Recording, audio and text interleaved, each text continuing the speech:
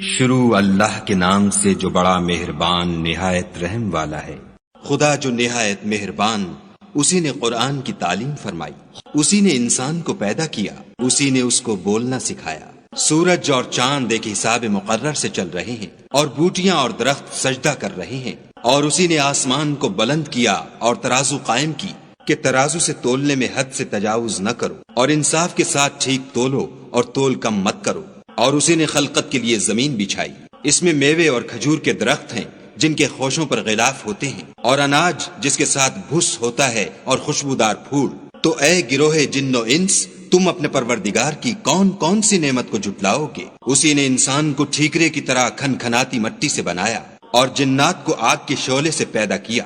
تو تم اپنے پروردگار کی کون کون سی نعمت کو جھٹلاؤ گے؟ وہی دونوں مشرقوں اور دونوں مغربوں کا مالک ہے۔ تو تم اپنے پروردگار کی کون کون سی نعمت کو جھٹلاؤ گے؟ اسی نے دو دریا رواں کیے جو آپس میں ملتے ہیں، دونوں میں ایک آڑ ہے کہ اس سے تجاوز نہیں کر سکتے۔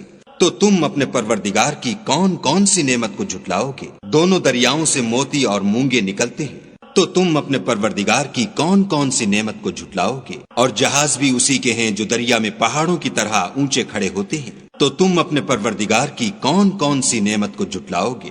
جو مخلوق زمین پر ہے سب کو فنا ہونا ہے، اور تمہارے پروردگار ہی کی ذات بابرکت جو صاحب جلال و عظمت ہے باقی رہے گی۔ تو تم اپنے پروردگار کی کون کون سی نعمت کو جھٹلاؤ گے؟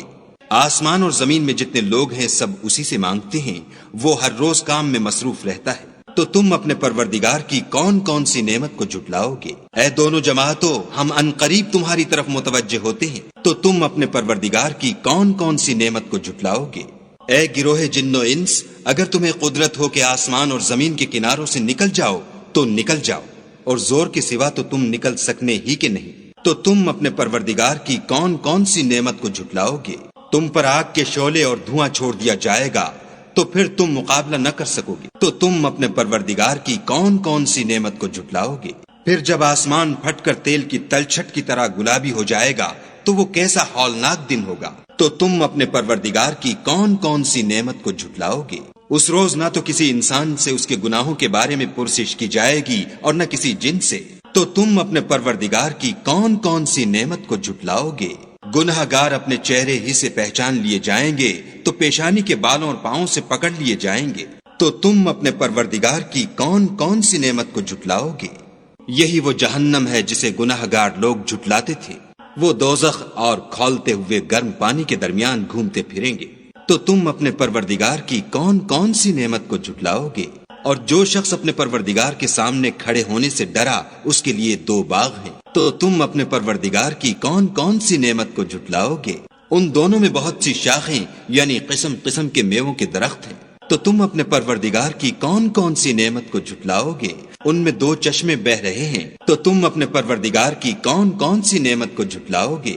ان میں سب میوے دو دو قسم کے ہیں۔ تو تم اپنے پروردگار کی کون کون سی نعمت کو جھٹلاؤ گے؟ اہل جنت ایسے بچھونوں پر جن کے استر اطلس کے ہیں تکیہ لگائے ہوئے ہوں گے، اور دونوں باغوں کے میوے قریب جھک رہے ہیں۔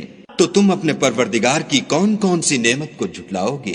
ان میں نیچی نگاہ والی عورتیں ہیں جن کو اہل جنت سے پہلے نہ کسی انسان نے ہاتھ لگایا اور نہ کسی جن نے۔ تو تم اپنے پروردگار کی کون کون سی نعمت کو جھٹلاؤ گے؟ گویا وہ یاقوت اور مرجان ہیں۔ تو تم اپنے پروردگار کی کون کون سی نعمت کو جھٹلاؤ گے؟ نیکی کا بدلہ نیکی کے سوا کچھ نہیں ہے۔ تو تم اپنے پروردگار کی کون کون سی نعمت کو جھٹلاؤ گے؟ اور ان باغوں کے علاوہ دو باغ اور ہیں۔ تو تم اپنے پروردگار کی کون کون سی نعمت کو جھٹلاؤ گے؟ دونوں خوب گہرے سبز۔ تو تم اپنے پروردگار کی کون کون سی نعمت کو جھٹلاؤ گے؟ ان میں دو چشمے ابل رہے ہیں۔ تو تم اپنے پروردگار کی کون کون سی نعمت کو جھٹلاؤ گے؟ ان میں میوے اور کھجوریں اور انار ہیں۔